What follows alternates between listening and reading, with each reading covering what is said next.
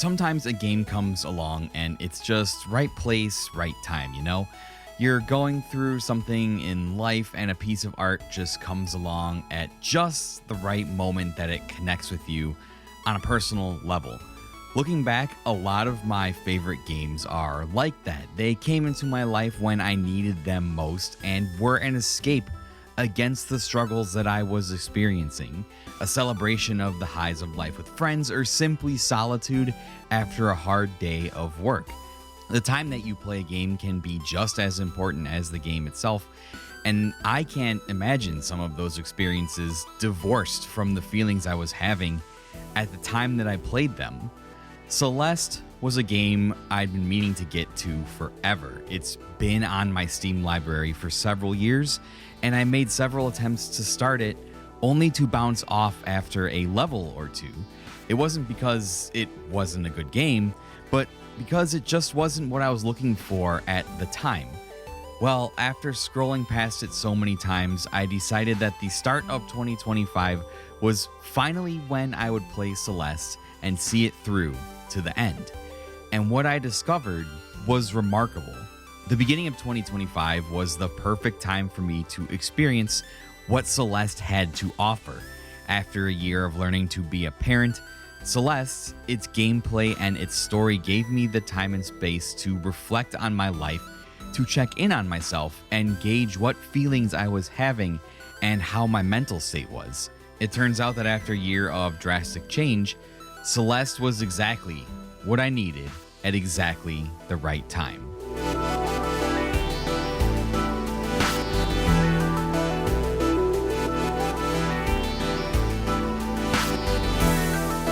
What's going on, everybody? Welcome back to the Unlockables podcast, the story of video games, the people who play them, and the memories made along the way.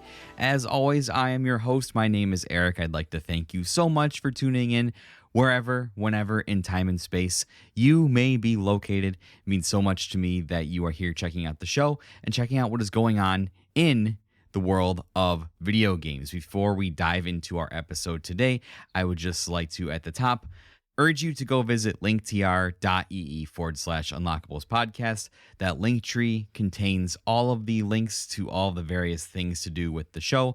All of the show's social media is over on Blue Sky, on Instagram, TikTok, YouTube, all that good stuff. I'm starting to post more short form videos again, so if you could head over to YouTube, TikTok, drop a like, Instagram, drop a like, drop a follow, all that good stuff. It would really help me out with the engagement for the show. There are some of the available podcatchers on the link tree as well. I believe there's Apple, Spotify, Amazon Music, all that good stuff. The show is available wherever podcasts can be found. If you would also go over to your podcatcher of choice and leave a like, a rating, a review, however that method of leaving feedback on a show is on your preferred podcatcher, I would really, really appreciate it.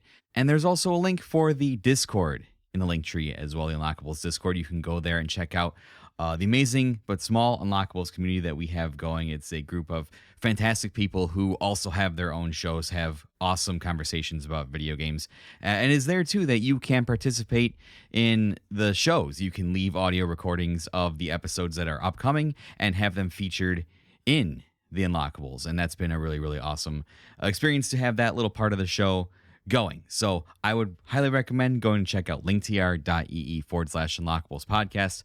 See what is all going on with the show outside of this episode. Now, with that out of the way, let's dive in to today's game. It is none other than Celeste.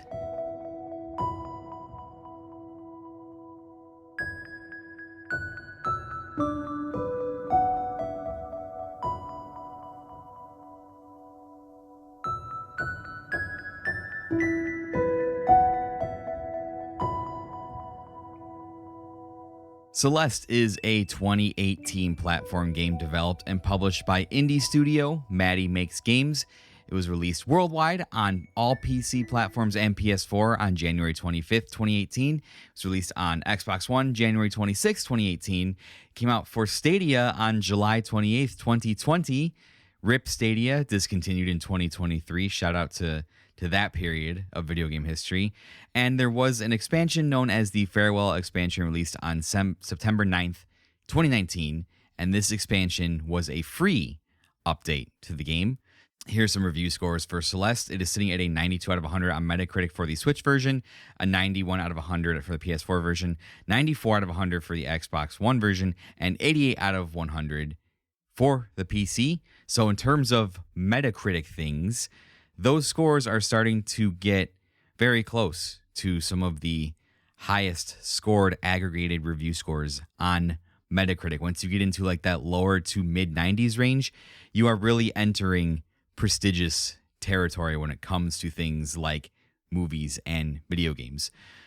Eurogamer gave it a recommend, Game Informer gave it a 9 out of 10, GameSpot a 9 out of 10, IGN a 10 out of 10, Polygon an 8 out of 10, Hardcore Gamer 5 out of 5, Nintendo Life 10 out of 10, US Gamer 4.5, and Ars Technica gave it their buy approval, like buy rating. It's like, you should buy this game. We recommend buying it.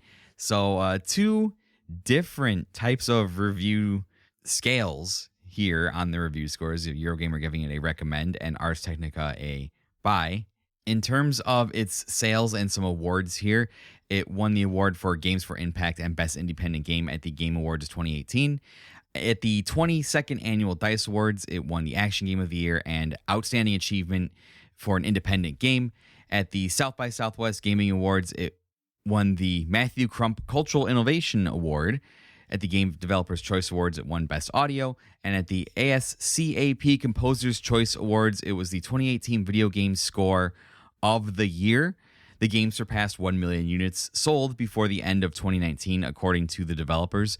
According to website level.com, under their statistics category, the game has sold 1.7 million copies on Steam alone as of May 2024. So it's probably safe to say that between all of the versions on different consoles, we're talking somewhere north of at least 2 million units. We don't have an exact specific number, but I'd be willing to bet that figure is north of 2 million, at least. If we're being conservative, it's probably much higher by now.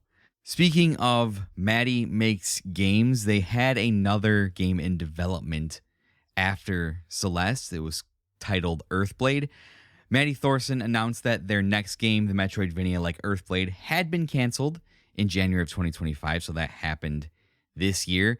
There was a fallout amongst some of the team members, and the game that had been in development for some time was canceled. We will not be getting it. Going forward, we're going to kind of jump around into the normal order of the episode. I'll talk about my personal experience first. I don't have much in terms of development history. I wanted to spend more time this episode talking about like gameplay and themes and how kind of that stuff ties together, rather than just give you like a couple of pages of game development stuff. I think that the way these themes and the gameplay connect with me as a person works better for an episode. So with that introductory information out of the way, let's move on to my personal experience with Celeste.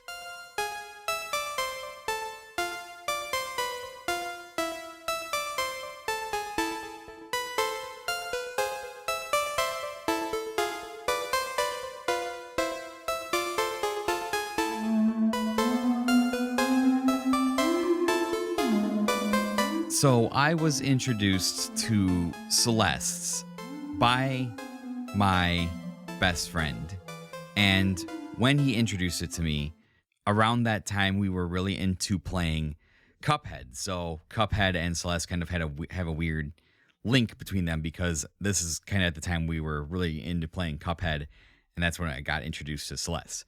I don't remember the exact year that this was, but there was like an entire summer basically where I would like go over to my best friend's house and we would spend the whole summer trying to beat Cuphead on Expert.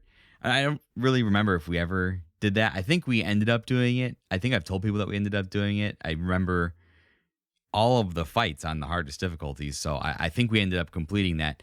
We really embraced the challenge. And I think at the time that's what we were looking for, because I was also trying to beat Hollow Knight around the same time, which I would consider a more difficult experience, to be sure, than your average video game.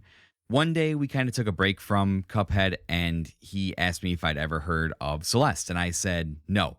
He proceeded to show me a few levels of the game. I was like, oh, okay, I see why he picked this up. It looks really challenging but fun, which was kind of the theme of that summer as we played Cuphead. I played it a little bit when we were over there, but not too much. And I think we just kind of went back to Cuphead after playing a little bit and after going to get some food to kind of recharge from the endless amount of resets that we were having playing Cuphead. I remember seeing it on one of the many Steam sales that they've run over the years. Like they have the Summer Fest, the Winter Fest, they have like a Spooky Game Fest. There's so many sales on Steam, and I picked it up for a really good price. Is probably something that I picked up for like under $10, and it was definitely after all of the extras were released for it. So it was at least post 2019. I could look at my Steam library and see the purchase date, but I'm just way too lazy to to do that right now. I attempted to play it a few times over the years. I would probably install it on my PC and play, but I usually only got to like a level or two into it before I would bounce off of it and go play something else. And even when I got my Steam Deck a couple of years back, Celeste was one of the first games I installed and tried to play. And it was a similar thing. I just kind of bounced off of it after like a couple levels, and I was like, oh, okay. And maybe I'll come back to this later. It was always high on my backlog to play, but whenever I would start it, I just never had the momentum to like get through it. I would play a couple levels or maybe play it for like a day or two and then set it down and start playing something else and then just never go back to Celeste. And that's really weird because I've professed on this show many times that I love platformers. They're one of my favorite genres of games. Like platformers are what raised me. That's what I cut my teeth on playing video games on was platformers. Now, the way things have gone the past few years and kind of my game playing habits throughout the years since I've been creating the podcast, I usually have a lot more momentum at the start of the year to complete games. I definitely finish way more games in the first half of the year as opposed to the second, as kind of when summer rolls around and it gets to be like summer. That's the busiest season of work for me. When summer's over, then you're kind of into the fall, and that's when holidays are happening and Christmas happens, and then the year's over. So the second half of the year, once summer gets rolling, is definitely the busiest for me. I finish way less games than I do at the start of the year. So I had a few games targeted to finish in like the winter and early spring of 2025. I knew that my motivation for knocking things off my backlog is always higher during this time of the year. And those 3 games that I had targeted for the start of 2025 to get done were Alan Wake, Chrono Trigger, and Celeste. I also had some added motivation because I was on a bit of a timer. My second child was on the way, due to be born in March or April, and my free time would continue to be at a ever decreasing premium once he arrived. The biggest thing I worried about playing Celeste was the challenge, and I'm not opposed to playing harder games. I used to be kind of an achievement sicko back in the day and play games and get all the achievements, and some of the achievements that you had to get in games were like play it on the hardest difficulty and complete some like really challenging things in games to unlock, especially once they kind of like really honed in on what achievements were later in the 360's life cycle. Because I seem to remember that when the 360 first came out and achievements were like introduced as a thing, nobody really knew what to do with them, so they just made like all the achievements like really easy. And then the first time I remember seeing an achievement where I was like, well, there's no fucking way I'm ever going to get that, was the really hard achievements in Gears of War, where especially Gears 1, where it required so many like multiplayer kills and so many like different things. I think they were the seriously achievements is what they were called. But anyways, I digress. I'm not opposed to challenge. It's not something that I've ever shied away from, but it's not really appealing to me right now, considering like where I am in my life. I have less time to play games than I normally would have. And the minimal time that I do have, I don't like to spend them bashing my head against the wall. So I'll usually default to something that's a more like relaxed experience, or go back to play something that I've played a ton of times and know really well, because it's not difficult for me to just kind of like autopilot through that. I use games as a form of relaxation and as like reflection upon myself right now. that is the role and the purpose that they kind of serve in my life. 10, 15 years ago, it was playing with friends. And now video games are a more solitary experience where I kind of use them to A, turn my brain off, to engage with like story themes and like reflect upon my own life, or like some combination of that. Like at the end of the day, I'm just usually using it as like a mental reset, like a mental cool down to get ready for bed and then wake up for the next day. But I picked up Celeste early in 2025, and I was just decided I was going to persevere. I was going to press on. I was going to stick with it. I was not going to play or pick up any other game until I finished at least like the basic run through of Celeste. And by doing this, I would say probably by like the second day of me playing it, it really clicked. And I was enraptured with the combination of the difficulty and the narrative and the gameplay, and how those things really kind of combined to play off of each other, in the way that those things all worked hand in hand in the game. I can't help but notice, like I kind of said in my opening monologue, the timing of my playthrough of Celeste as the birth of my second child was approaching. With the constant work of raising one child and learning to be a dad and kind of evolving my understanding of what my meaning in life now was, it had left me very little time to kind of check in with myself and reflect on my emotions, like how I was doing mentally, and kind of take stock of how I had grown as a person over the last year. I had not like stopped to do that and check in with myself. And Celeste allowed me to do that because its themes were relevant to some of the things that I was kind of feeling, I was kind of experiencing, not only since becoming a dad over the last year, but with some of the things that I had struggled with for a majority of my life. Some things that I thought had kind of been put to bed when I did some therapy a couple years ago, that had kind of resurfaced in the kind of heightened anxiety state that a home with a new child kind of becomes. And the things that Celeste had to say really spoke to me. And I was able to identify with a lot of those themes in Celeste that connected to me personally. And for some reason, even the challenging part of Celeste didn't even bother me that much, because the way Celeste has this mentality of, yeah, you're going to die a lot, but we'll reset you and you can get back into the action basically right away and just try over and over again. And you don't really lose progress every time you advance to a new room, every time you advance to a new screen. Like if you die, that's where you start from. So you have the ability to like master each room and go along. I found that therapeutic in a weird kind of way. It was just kind of dying over and over again and repeating actions and getting better at the room and unlocking the puzzle that was that specific screen to try and figure out, okay, what does this game actually want me to do? To jump over here, wall jump off that thing, do a dash. And any combination of like the mechanics that the games had taught me so far, just kind of unraveling that and kind of working out the game and figuring it out was kind of therapeutic in a way. It kind of allowed my mind to focus and channel whatever I was kind of feeling into like that challenge of completing the screen and completing the game.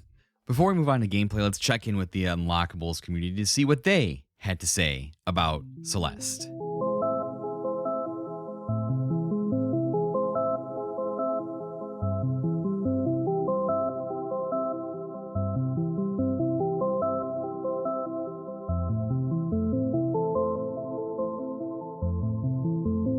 Hey folks, Matt, aka Stormageddon here again. Thanks to Eric for giving me a shot at sharing some of my thoughts about Celeste.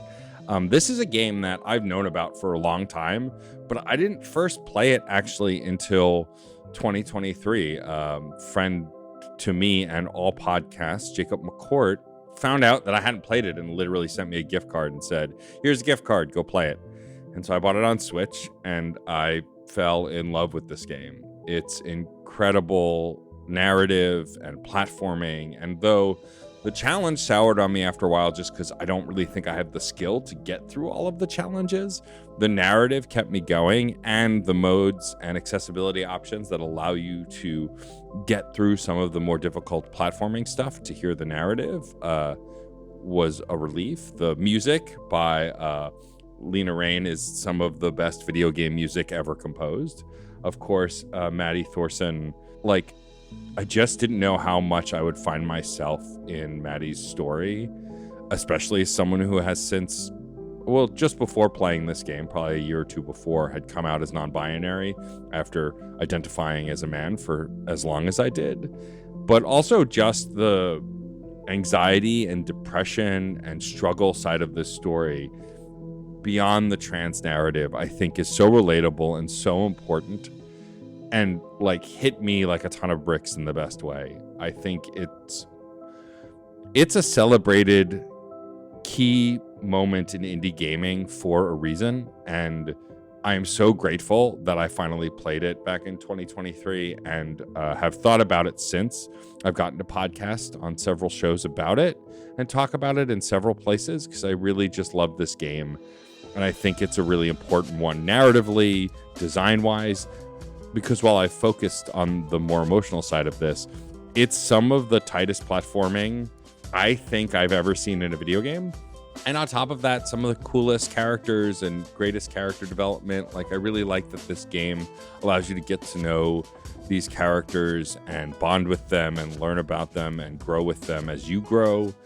I just think it's such a phenomenal game. Also, the Granny character, who I think you just end up calling Granny, her laugh lives in my head rent-free forever because she gives you a hard time the whole way up the mountain. And when she laughs, the hip, hip, hip, hip, hip, hip of the, like, digitized voice is just chef's kiss, lives in my head rent-free. But all the characters are written really well and relatable and interesting and fun.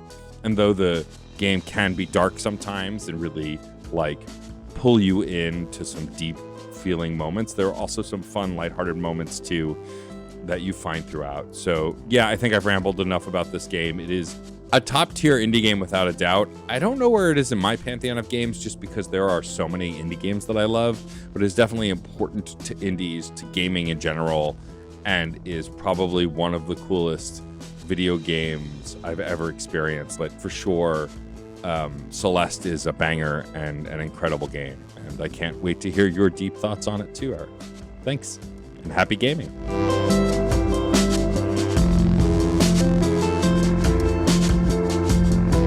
Good howdy, everybody. This is Poppy the Mask Keaton, and I wanted to give my thanks to Eric for letting me share my thoughts on Celeste. I played it, I really enjoyed it. I definitely loved its blend of challenging platforming, but also reassuring you. I loved the way that the messages would pop up and say, like, hey, don't be ashamed of your death count. It shows you got knocked down and you kept trying. I thought that was a really cool touch.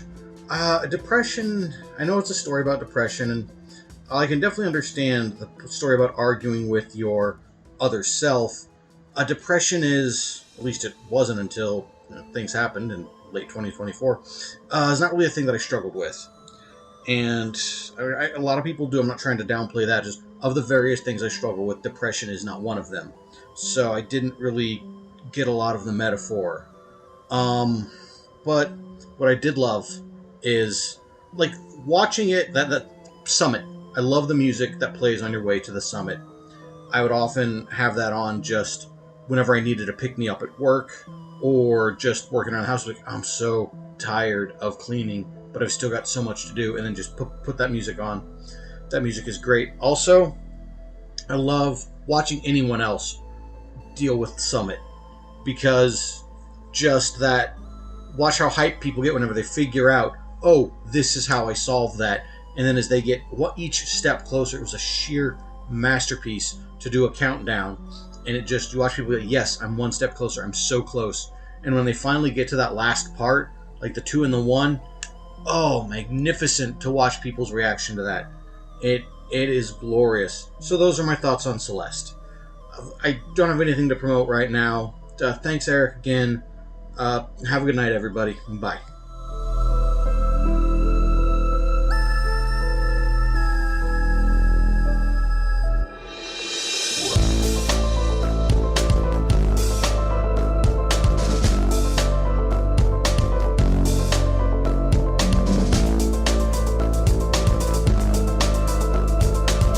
Thank you once again to all the community members who submitted their recordings to be heard on the episode. It means a lot that you are willing to participate when I put out the call.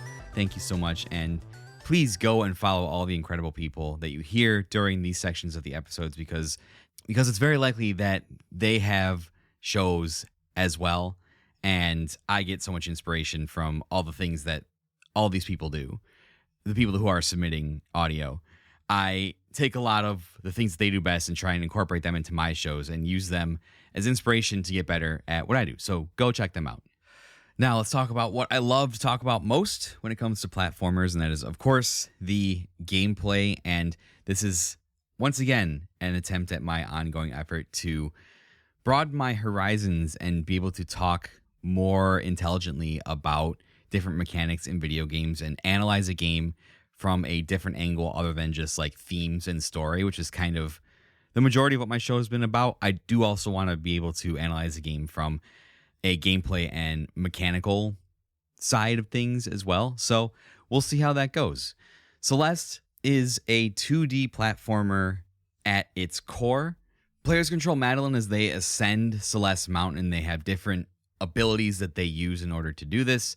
You can run, obviously. Madeline can wall climb for a limited amount of time. They can wall jump, and you get one air dash that you can use to dash in any number of directions. Once you use that air dash, Madeline's hair turns from red to blue, indicating that you can no longer use that dash until you land or until you grab one of, like, there's different objects I've talked about, but you can grab like a green gem and refill your dash, or there are certain points in the story for narrative reasons why Madeline can use like a double dash. There are a number of interactable objects that alter the gameplay or grant Madeline additional abilities. Green gems, like I mentioned, refill the dash ability without landing, allowing for sustained dashes in the air, and there'll be a lot of interesting rooms that feature a lot of interesting green gem placement, and you have to figure out how to get to each of those green gems to continue to navigate the room. And sometimes this will require you to not touch the floor for a very long time. There are dream blocks in quotation marks, and these are like transparent, almost type of like galaxy looking blocks that when you dash into them, they transport you from one side of the room to the other, and you're not able to stop while you're doing this. There are platforms that react to move and to dashes. There are blocks that move and transfer their momentum with you when you jump off of them. So if you activate a block and it like shoots you upwards, there's a moment when that block reaches the top of its travel that you can jump and carry the momentum with you to reach higher points or to reach across chasms or stuff like that. And there are bubbles that also move when touched. All of these things can be used and all these things are introduced kind of throughout the game as you advance to levels, and all these different objects are introduced in different levels depending on like that level's theme, and they kind of start to build on top of one another and kind of test your knowledge of the mechanics and your ability to walk into a room, discern what is going on, and then make your way through that room. And because of all of these things, the game is a challenge and it can be difficult. So there are some accessibility options available in the menu to help players. You can lower the game speed. You can make Madeline invincible.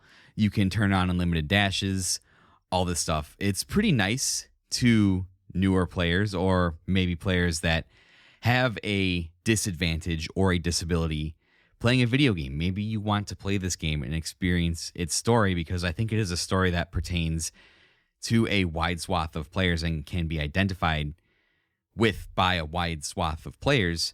And not everybody has the motor skills required to execute the gameplay of Celeste. So maybe making Madeline invincible or getting unlimited dashes or things like that can help a person who really wants to like play this game but just physically cannot perform the inputs required to be able to play it as like at like the regular base level that it was designed at.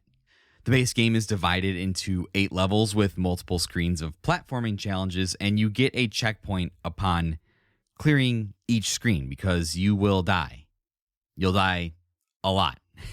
There's a death counter, and do not be surprised when that death counter reaches into the several hundreds of deaths, or maybe even thousands or tens of thousands if you're going for like a full completion of this game.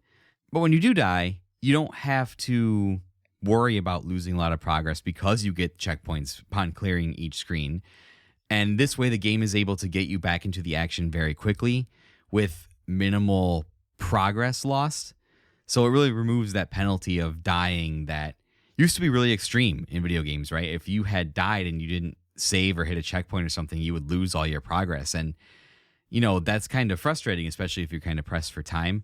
This way, every screen you clear gets you closer to the end, and you only have to worry about getting to the next screen, and things will save. You don't have to worry about losing like maybe 20, 30 minutes of gameplay where you've been struggling through a level and you die and you have to go back to the beginning. Each chapter you play has a B-side to it that you can unlock by finding a cassette tape in that level, and the B-side is like a much more difficult version of that level. And after you complete the B-side, the C-side is unlocked, which is again like just a much more difficult version of that level. Each of the corresponding sides is shorter, but it definitely more difficult.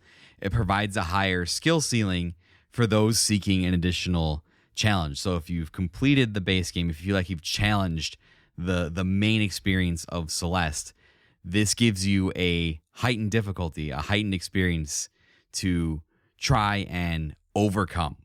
Levels are also filled with optional strawberries that you can collect that are often in out of the way or difficult to reach places. They're not required to beat levels or beat the game, but they are encouraged by the game as what it says is like a way to show off to your friends. To me, it's just like an additional test of your skills, and obviously these will be required if you want to 100% the game. One of the major themes of Celeste that we'll talk about in a second is forgiveness, the ability to forgive yourself and forgive others. And this theme of forgiveness is tied into gameplay, and all of this information comes from Maddie Thorson and their blog, their website that talks about the creation of Celeste. And this was one of the articles about how these themes of forgiveness are tied into the gameplay with all these little things that they did while developing the game, and they added to the gameplay to emphasize that theme of forgiveness, the way it's tied into the gameplay. So the first thing is there's something called coyote time. If you run off of a ledge, you have a brief window to perform a jump before falling, i.e. Wile E. Coyote in Roadrunner, right? He runs off the cliff and he hangs in the air for a moment when he runs off the cliff before plummeting into the canyon, into the gorge below. So if you're running on a platform and you're trying to time a jump to another platform, if you run off the edge of that platform, you can get a little bit more distance. You have a couple of frames after you run off of that platform before you start falling, in which you can execute a jump. There's also something called jump buffering. Pressing and holding the jump button for a short time before landing will make you jump on the frame that you land. So there's the halved gravity jump peak. So holding the jump button halves gravity at the top of your jump, allowing you more time to adjust before landing, meaning you'll hang in the air longer and you can more precisely land on platforms if you're up in the air. Jump corner correction. Hitting a corner when jumping up will cause the game to shift you around the corner slightly. So it's almost as if the pointy squared corners, if you like jump up and hit one and you're kind of like on the edge, there's kind of like a rounded buffer zone where it'll kind of shunt you around the corner very slightly. Dash corner correction. If you dash into a corner, you will clip up onto the ledge. So say you're like dashing across a chasm, and instead of landing on the platform you're dashing to, you kind of mistime it and you hit like the corner, and you would normally like fall down to your death. But no, the game will kind of shunt you up onto that ledge because it's just like, oh, you're close enough. Like the game's already really precise as it is. We'll just put you up on that ledge. Semi-solid popping. You will pop up on semi-solid platforms if you dash through them. pretty standard in video games. Lift momentum storage. You can maintain lift momentum for a few frames after the lift comes to a stop. We kind of talked about that in the gameplay. There is a wide wall jump window, so a wall jump will work up to 2 pixels away from a wall tile. So if you're jumping towards a wall tile and you don't hit it completely, if you're like 2 pixels off, it'll still perform the wall jump just to give you a little bit more leeway when performing those. This window is even bigger if you're performing a wall jump while dashing. So if you dash and then perform a wall jump, you have a 5 pixel window instead of a 2 pixel window. There's also something called stamina refunds. So while you're wall climbing, if you jump straight up to climb the wall faster, that consumes a lot of stamina, but jumping outward does not.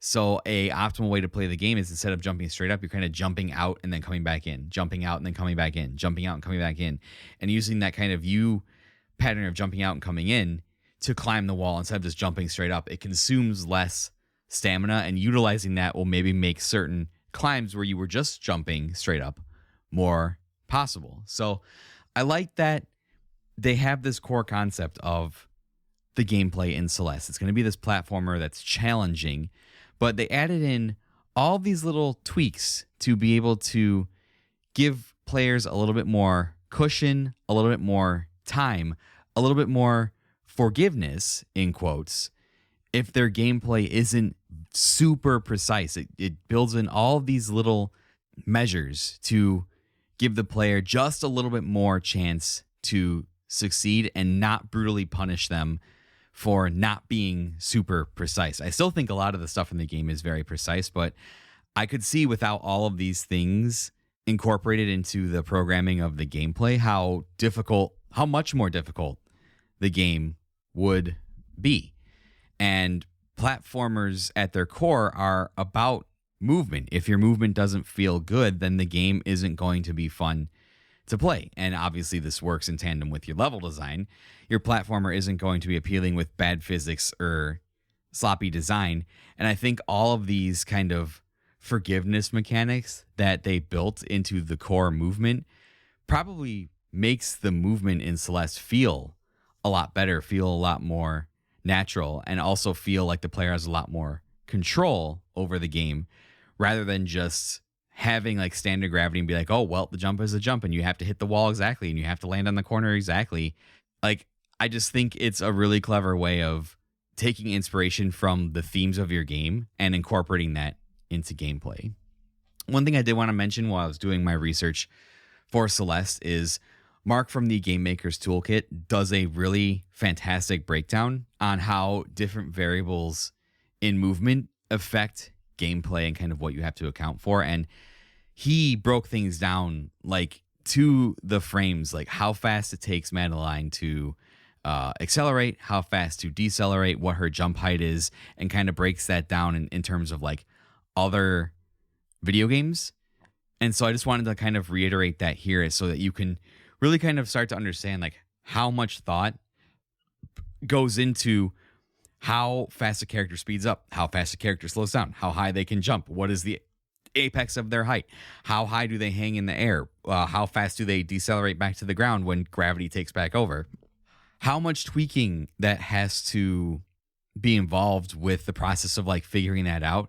And then anytime you're tweaking the mechanics of your movement, any kind of levels that you've designed around the movement when you made the tweaks now might have to be changed because now you've all of a sudden changed how fast a character can accelerate. You've changed how long is their hang time in the air when they complete their jump. So all of this stuff kind of works in tandem. And I just think if people just took a little bit longer of a time to think about the way that games are designed and how difficult they are, like, games are just like code and frames and objects working together in like a physics engine to like interact, and like the machines and the computers have to run like all these calculations to compute how these things react and how they react in tandem with like one another.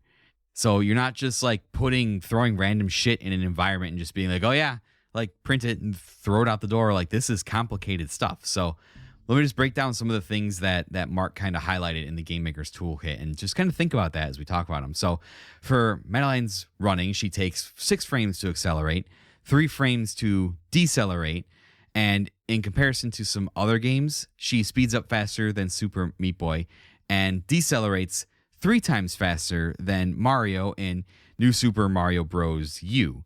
Her top speed is relatively modest with no button presses or holds to make her run even faster. So she'll just accelerate to full speed without holding a button, unlike Mario, where you have to hold a button to make him run faster. This is a great balance between making you feel like you're in total control with the speed, but still keeping it feeling fluid. So, like, for example, longer deceleration will make things feel like it's an ice-like feeling, like everything's covered in ice, and you'll slide to a halt essentially. Low acceleration and deceleration will make things feel like static and robotic feeling, whereas like long acceleration makes an object in the game feel heavier and makes it feel more lumbering to control. Because if something takes longer to accelerate, you associate that with that thing being heavier. That's just kind of how physics works. Jumping. How high can the character jump? How many of themselves high can they jump? And then the curve of their jump, the time to get to the max height, hang time at max height, and gravity's pull towards the ground. Madeline can jump up to 3 times her own height, and her total jump time takes place in about 36 frames, which is pretty short compared to others. It makes her feel a little bit heavier. She has a little bit of a bouncy feeling, but not as floaty. I would say significantly less floaty than Mario, for sure. Mario has a tendency to kind of hang in the air and feel very light, where Madeline feels much heavier. There are several other factors that tie into this. Being able to change direction mid-jump or mid-air effortlessly. There's air drag. Releasing the direction of the joystick causes you to drop immediately for precise platforming. Camera framing for the levels. The majority of levels have fixed camera that allow you to see the whole room at once, as opposed to scrolling levels like Mario or Sonic, and this allows for more precise platforming when the character is the only thing moving. There are some scrolling sections that kind of change things up a little bit, but for the most part, you're playing the game in static rooms and just trying to figure out how to get through those rooms. Obviously, there's a lot more that goes into this depending on what engine you're making the game in and the way that you code it. But this little bit just enhances my appreciation for the love and the care that went into making not only this game that plays as well as it does, but all games, as they are a brutal endeavor of trial, of error, and redoing work as many times as it takes to get it right. And that's something that would drive me crazy, because I really like having to redo work is a really bad pet peeve of mine. And I get really demoralized when I have to like redo things, especially if it's like large portions of things that are redone, because I just get so discouraged about the time that I lost like doing that thing the first time, and I feel really good about it and then have to redo it. I've been getting better at that as the years have gone by, but it's just that to me is really discouraging. And again, it makes me just appreciate video games more as a whole. I remember I don't remember if it was on the Unlockables podcast or the SideQuesting podcast. I did an episode when there were some developers that came out on Twitter and were talking about how difficult video game design was. And there was a thread talking about like doors in video games, right? Like how complicated just a simple door was to do in a video game, because doors can serve several different purposes, and like doors have to like interact with like the hand of the player as they open them. They have to like open and close like in a relatively sane manner as like characters pass through them. Sometimes doors are like triggers for like loading the next parts of the level. So yeah, there's a lot of thought that goes into just a door in a video game, and having that breakdown that Mark did, I think just really kind of made me appreciate more of what I went through as I was playing Celeste.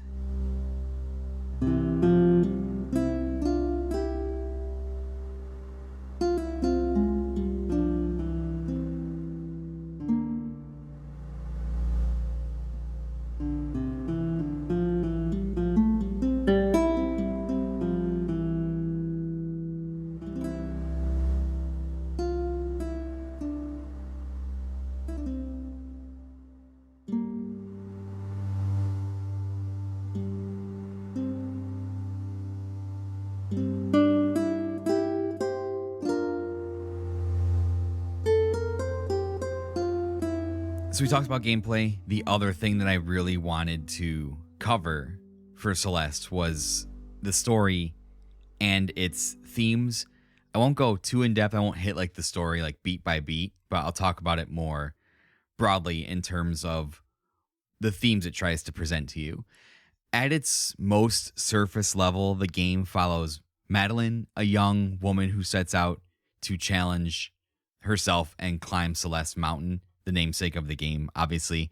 This takes place, of course, in the fictional land of Canada, because everyone knows that Canada is not real. It's just a place that we like to think exists because everyone knows that it's too good to be true to have free healthcare, right? And just a note here for the way I've been talking about Madeline in the game, I've mostly used they them pronouns for Madeline because even though she like presents in the story as a young woman, and that's how like the Wikipedia article referred to them, this is a transgender story.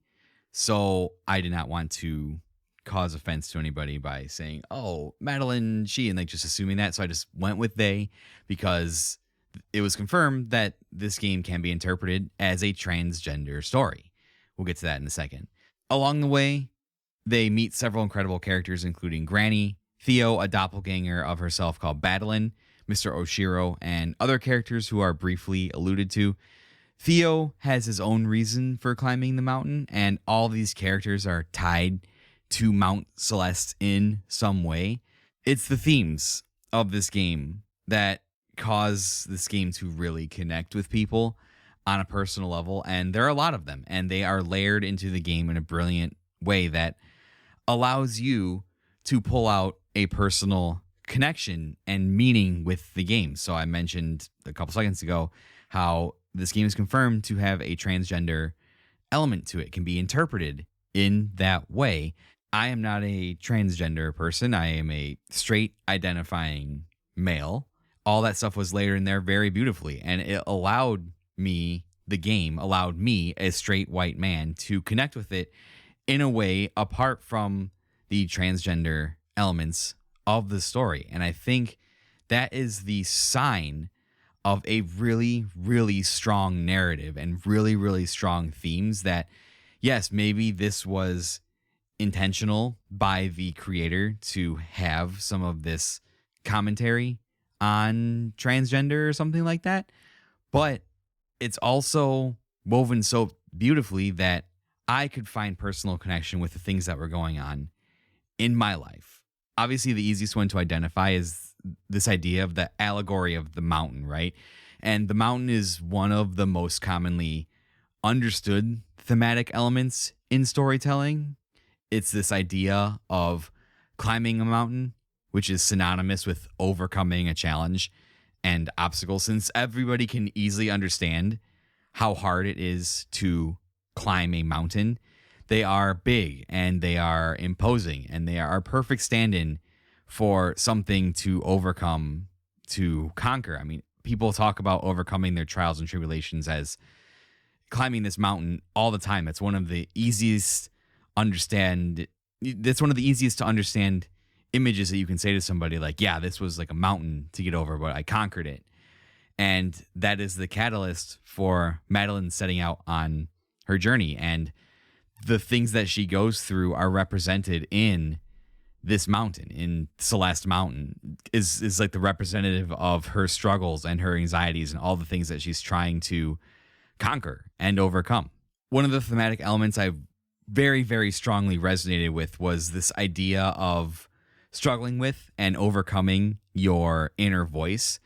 Madeline appears pretty early on, claiming to be the pragmatic part of Madeline's psyche, claiming to protect her from what she sees as inevitable failure, attempting to make Madeline quit her climb and go back home before she fails, and that failure would damage her further.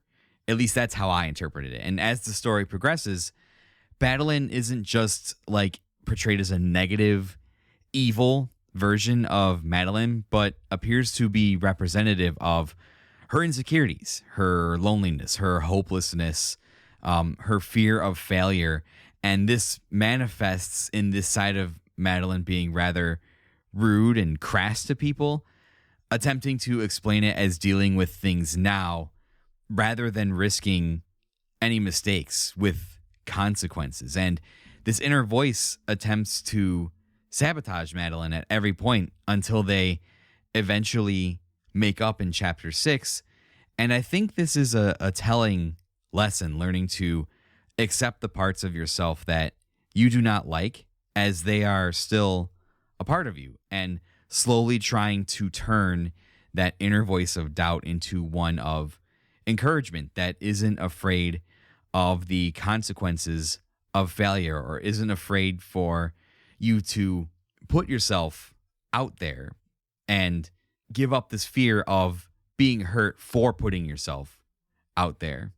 And this is shown really beautifully in gameplay when Madeline and Madeline make up.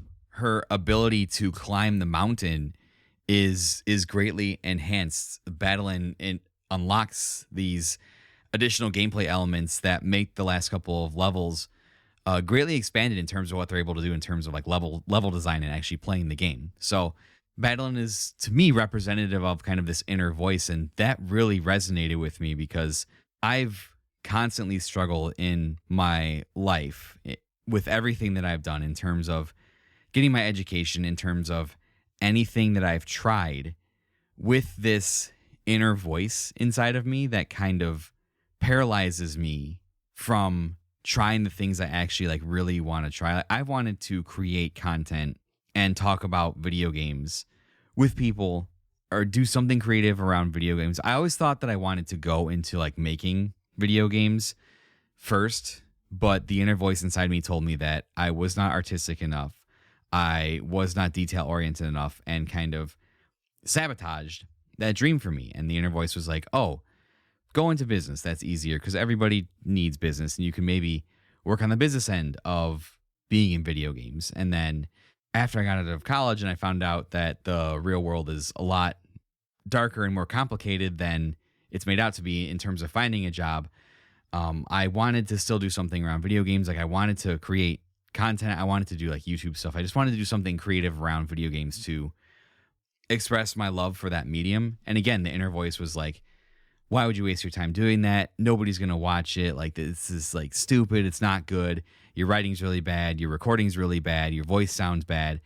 Just a constant drumbeat of like reasons of why I can't do this thing that I want to do.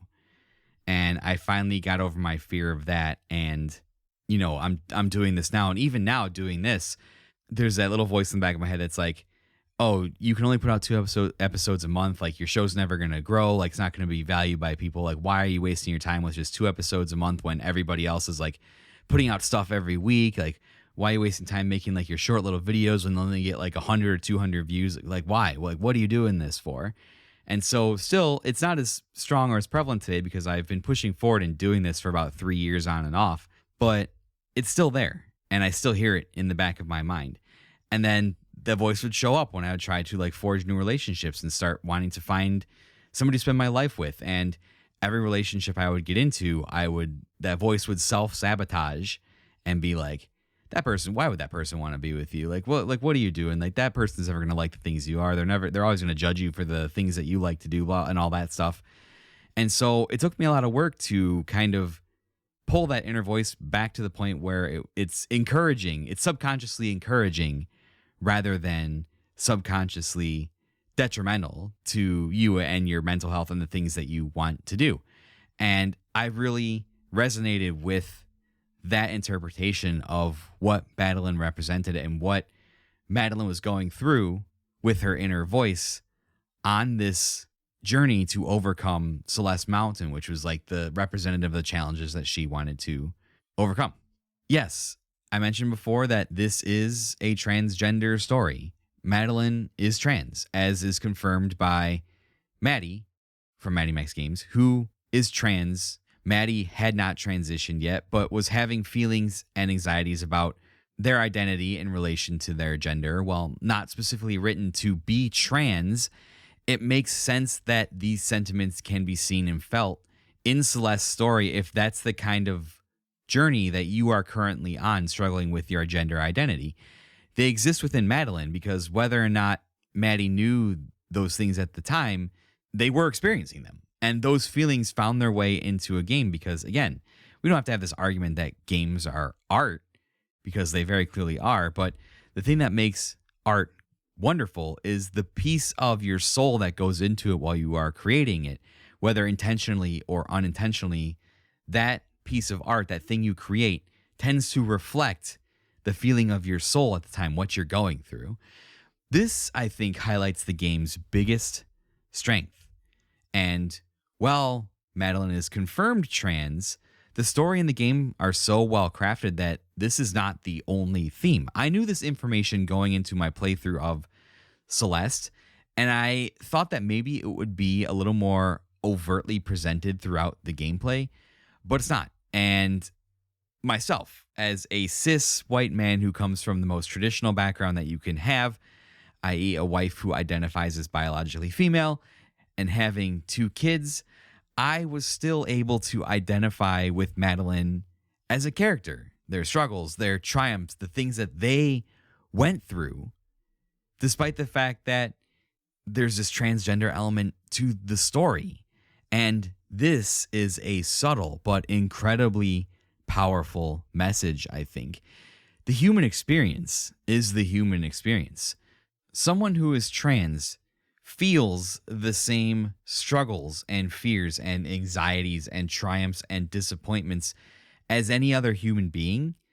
And anybody does, no matter how you identify, no matter what skin you're walking through in this world, we all feel the same, no matter how we present ourselves, no matter how we identify.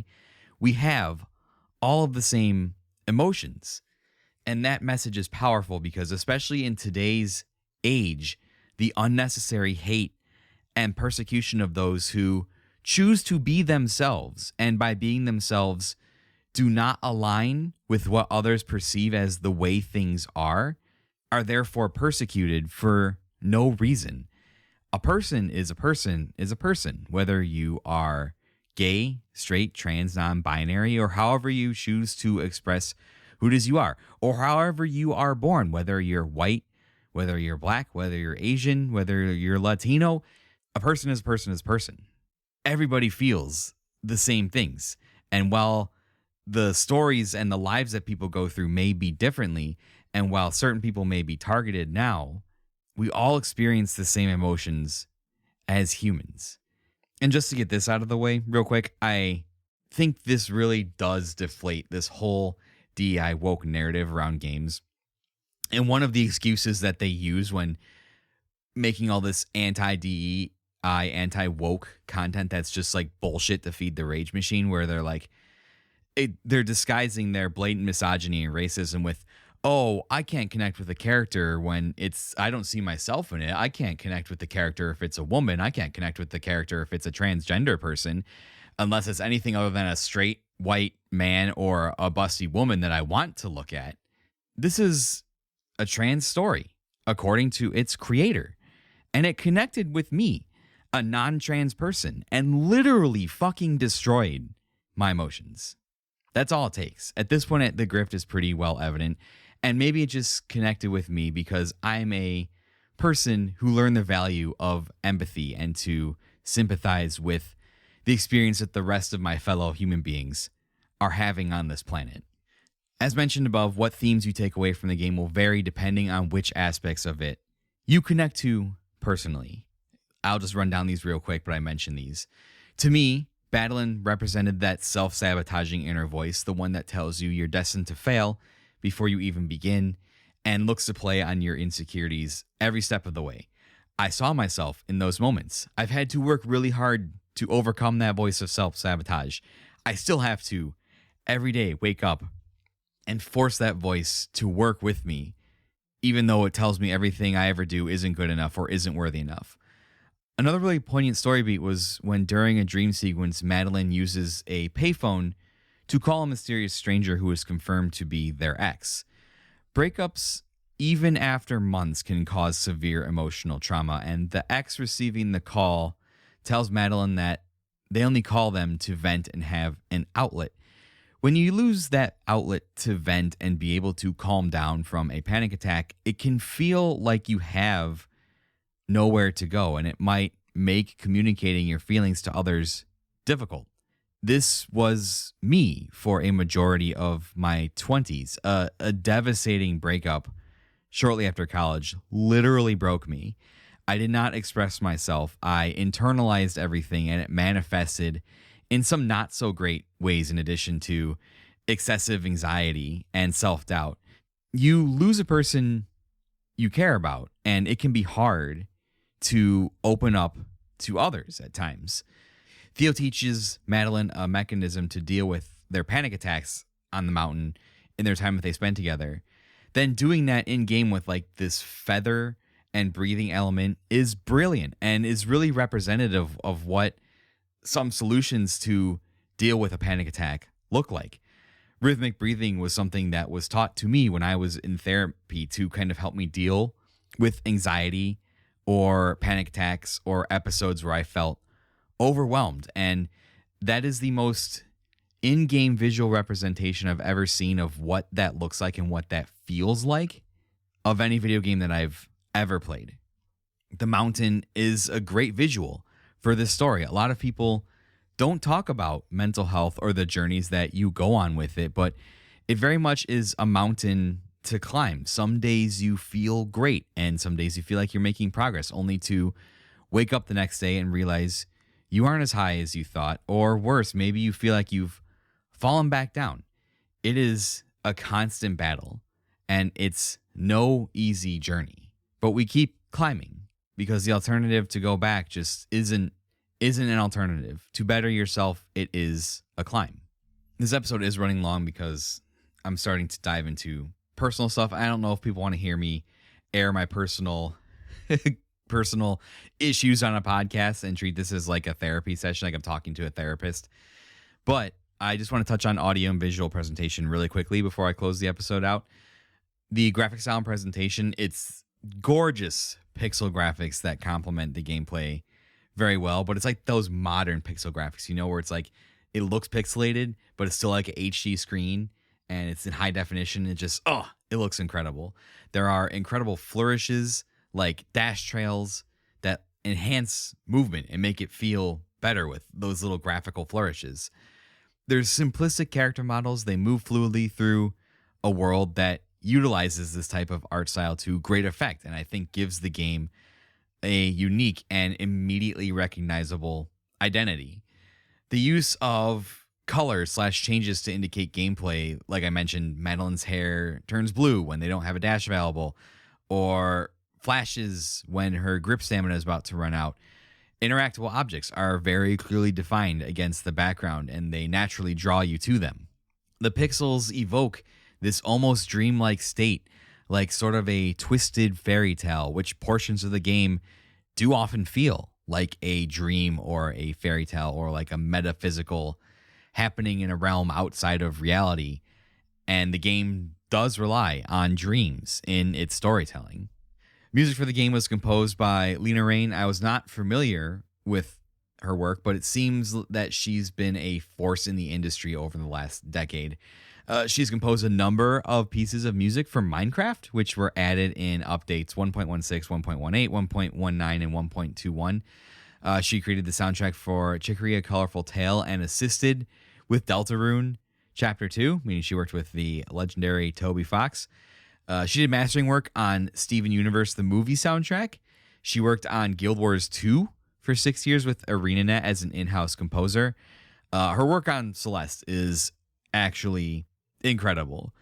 Each character is represented by their own instrument. Madeline with the piano, her alter ego battling with the synthesizer. Theo is represented by a guitar.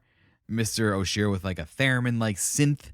Granny is an exception as like an omniscient figure who embodies the mountain, but we didn't get to go into Granny or like her themes or stuff. There's like 2 more hours of themes I could talk about fully breaking down this game. Madeline's compositions are written in minor key, in stark contrast to Madeline's themes and motifs, which are mostly in a more positive key. The synthesizer that represents Madeline also kind of represents this contrast, as it is like more electric piano than like a traditional piano. During In the Mirror, there are some vocals performed by Rain herself that are reversed as representative of Madeline's internal dialogue. So she recorded herself alone in a dark closet and tried to visualize Madeline's struggles and internal dialogue and just utilize that in that piece In the Mirror. There's just go and like read about Lena and listen to some of the music, and just like you can like find videos of like the breakdown of her music in Celeste and like all the different themes and what she did. It's absolutely incredible.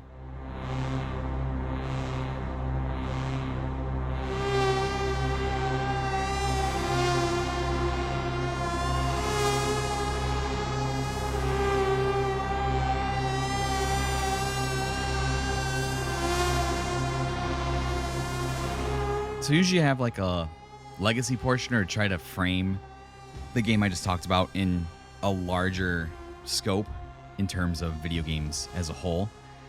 I don't really have much to say about Celeste in terms of that type of lens. To me, Celeste felt more like a personal journey while I was playing it, and I think that those things are represented really well in terms of Celeste's gameplay, in terms of the themes it talks about, in terms of the narrative it tries to tell you, and in the way that that narrative and those themes are layered so that anybody who approaches it from any walk of life, if you're not a complete heartless monster, can really identify with that journey and that struggle.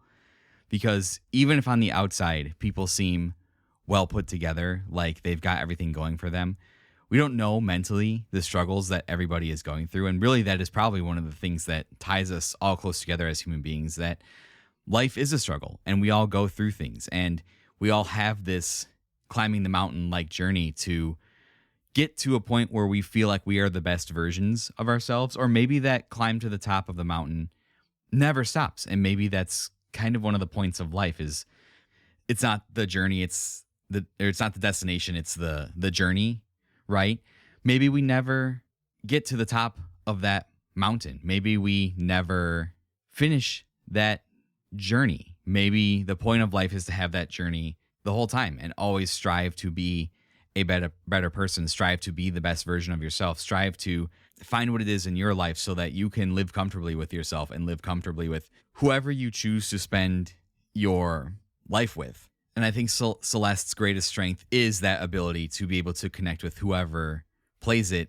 If you're the type of person that is able to engage with the themes of a video game on that kind of next level up, right? I know there are people who play video games that don't engage with them to that kind of like higher, like next tier of themes and story and stuff that we kind of all like to talk about as content creators. Like, I totally understand that. There are people who just come home from work and play like your Call of Duties or your NBA 2Ks or Maddens or whatever, and are just playing that for like release and escape, or like to feed their competitive drive. There are lots of different reasons why people play video games, but if you're the type of person that can take themes from a story, from a piece of art, from a piece of media, and use them to like reflect on yourself and your life and kind of come out the other side of that, maybe thinking about life a little bit differently than you did when you started engaging with that piece of art, Celeste really fits into that category. It was something that I knew I would be able to engage with the themes and the narrative of the story, but I didn't know how profound of effect they would have on me as I was getting ready for the birth of my second child. And it really kind of put those struggles I had and continue to have into perspective. Since all these things are now in my life, where I'm kind of in the thick of it, where I'm a dad, where I'm working to provide for my family, where I'm still trying to carve out time for myself at the end of the day to do this little creative show that I like to do, how do I manage all of those things? And how do I get that internal voice in my head to work with me to accomplish everything that I want to accomplish in life? How do I continue to climb up the mountain, even though I feel some days that I've fallen down, even though some days I feel like I've made no progress? How do I in 5-10 years look back and see, hey, I have made that progress and my life is in such a better place than it was because I've continued to work on myself and I've continued to try and better myself. That's what Celeste is to me. And I think Celeste is a landmark title when it comes to discussing story and themes and the way all those things can connect with people. It takes a rare piece of art to be able to connect with someone in the way that Celeste connected with me. And if you're listening to this and you haven't played Celeste yet, I would highly recommend you give it a chance, because not only is it a fun game to play, but in the process of playing a challenging game and overcoming the challenge that the levels are in the game, you'll also see how that relates to the story that Celeste is telling. Thank you, everybody, so much for listening. This was a bit more of an emotional episode than I thought it was going to be, but once my heart opens and the floodgates are unleashed, I can't really stop the things that come out of my mouth. So thank you guys for bearing with me on this episode, on this journey. And again, go and play Celeste. I highly recommend it. If you'd like to talk about Celeste, I would highly recommend checking out linktr.ee/Unlockables podcast and engaging with me on the number of ways that you can engage with me on there, whether it's following me on social medias, whether it's jumping in our Discord and talking about it. We have a great group of people who have played Celeste. We've had some pretty good conversations about games that we've played in the past. Please come into the Discord and talk about us with those things. We all like to support each other. We all know each other's personal struggles pretty well. It's a place where all of us in our community can go to kind of vent or have fun or make jokes and laugh and all that kind of stuff. It really does serve as kind of like a second community on the internet. So come into the Discord, check that out. YouTube, TikTok, I mentioned all that stuff at the top. linktr.ee/Unlockables podcast. Thank you so much, everybody, again, for listening. And always, always remember, it's not just the story of video games. It is the story of you.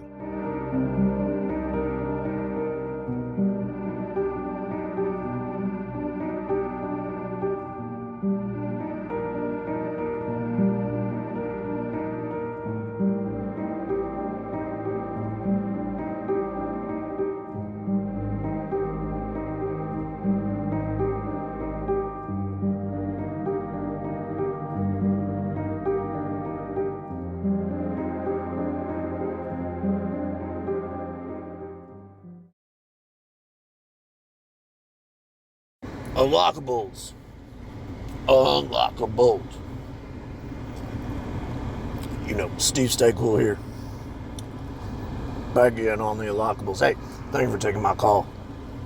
So you're talking about the video game, Celeste.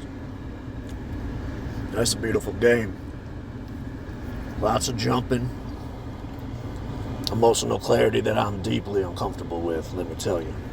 But you know, Evan, not a lot of people know that I climbed a mountain once, and I know I'm not the sporting type, but I didn't even mean to climb it. Thought I was following a trail to a food truck expo. Turned out it was Eagle Claw Peak, which, by the way, doesn't show up on any normal map. You won't find it on Google or nothing like that, or Rand McNally or anything sold in a truck stop since the Reagan administration. Actually, I only found it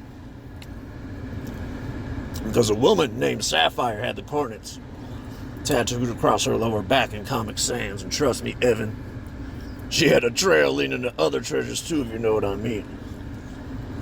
Reminds me of Claire. But anyway, it took me 3 days, 2 nosebleeds, and a conversation with a pine cone named Dewey to figure out that I wasn't in line for sliders. I was fighting myself. Which isn't a metaphor, I was fighting myself.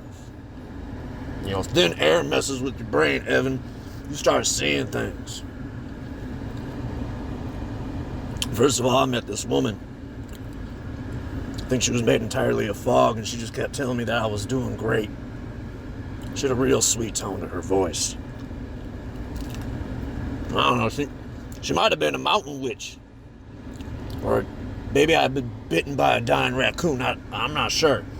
But then, I felt like I was being followed, and not by park rangers, by me. Being followed by my other half. And, yeah, he was nice. He was nice, he was calm. He wore a turtleneck and spoke in complete sentences. Said things like, "You're not broken, you're just scared. That we should go apologize to Wendy." I'm like, I haven't even spoke to Wendy, and God, I don't even know. 8 years, 12. You know, she blocked me on everything after I slammed 3 cans of Four Loko in the parking lot before Dennis's softball game. And look, I sent an apology. I wrote it on the back of a coupon, a Golden Corral coupon, and I slipped it underneath the garage door, hoping that we would let bygones be bygones. And I mean, what else? What do you want from me, Wendy? Blood? Bone marrow? I would donate. I'm available. Anyway. Yeah, I heard me and myself, and I panicked. I mean, who the hell does this guy think he is? Telling me to heal, to open up emotionally. I've got a good system going on here. Anger, blame, sleeping in other people's sheds. So I chased this bastard for hours. Across ledges, frozen caves, and every time I got close, he'd vanish like a fart in the wind.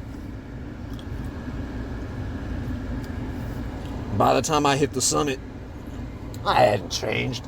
I hadn't grown. But there were bodies. There they were, perfectly preserved, covered in frost.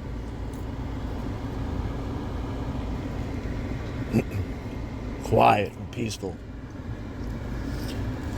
So yeah, you could say I had some strawberries. Made some jam of my own.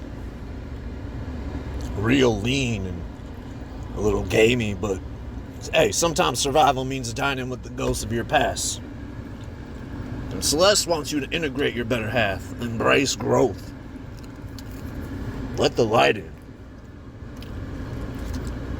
You know what I say? Sometimes the mountain doesn't change you, Evan. Sometimes it just shows that you've got to chew through it.